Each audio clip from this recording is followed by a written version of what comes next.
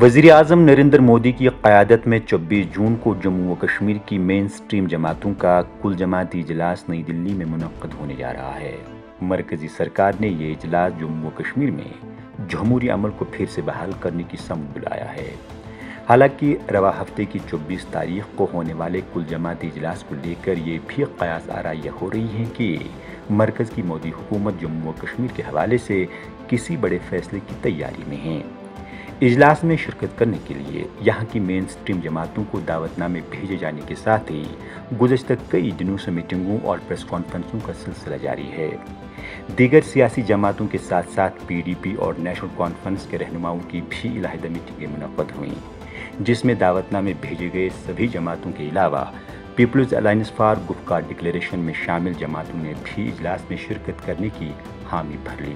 लेकिन अब देखना यह है कि वज़ीर आज़म की जानिब से बुलाई गई इस मीटिंग में किन मसाइल और मामलात पर बात होगी।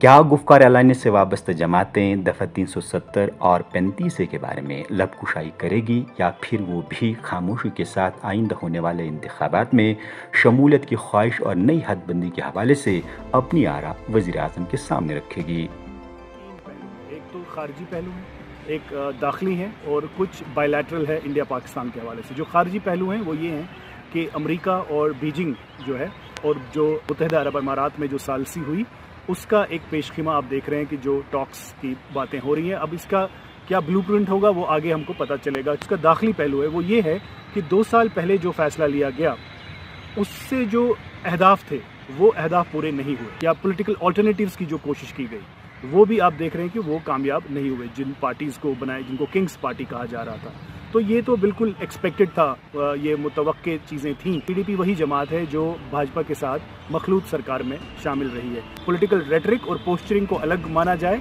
और जो हकाइक होते हैं ज़मीनी वो।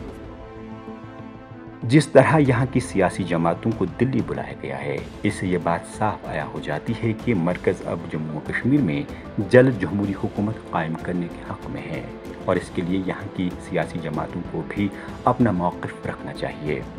तजन्निगारों की राय में मेन स्ट्रीम जमातों के लिए ये एक बड़ा मौका है कि वो अपना नुक्ता नज़र पेश करे और जो जमातें इस मीटिंग में शामिल नहीं होगी वो अपने आप को लोगों की नुमाइंदा जमात होने का दावा नहीं कर सकती।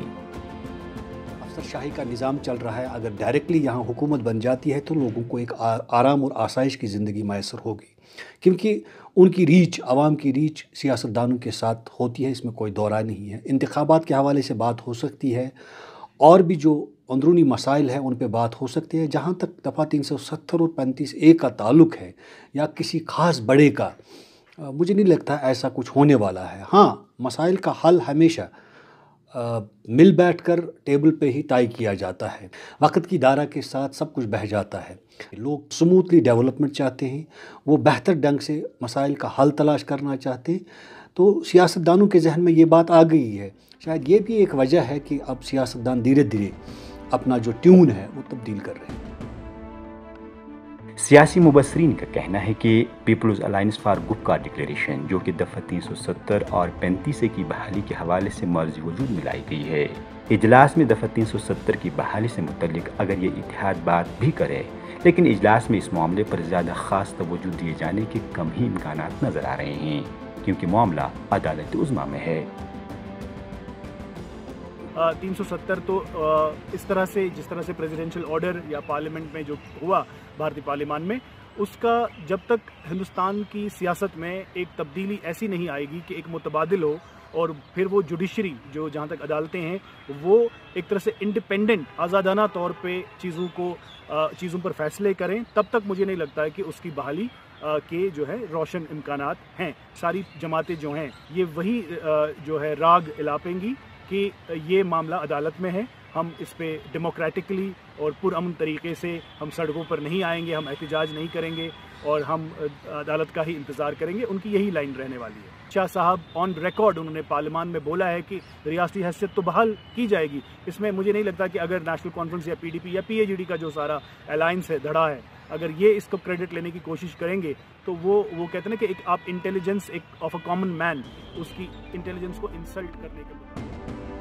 ऐसे में अब जम्मू व कश्मीर में सभी की निगाहें रवा माह की 24 तारीख पर टिकी हुई हैं। क्या आया कुल जमाती इजलास में क्या कुछ निकल कर आएगा। मुबصرین کی رائے میں نئی حد بندی، اسمبلی انتخابات کے انعقاد، جموں و کشمیر کی موجودہ سیاسی صورتحال اور ریاستی درجے کی بحالی سے متعلق اجلاس میں گفت و شنید ہونے کے قوی امکانات ہیں۔ البتہ اجلاس میں ہونے والے کسی بڑے فیصلے کے امکانات کم ہی نظر آ رہے ہیں، جس کی چمگوئیاں اور قیاس آرائیاں کئی ہفتوں سے جاری ہے۔ پرویز الدین، ETV بھارت، سری نگر۔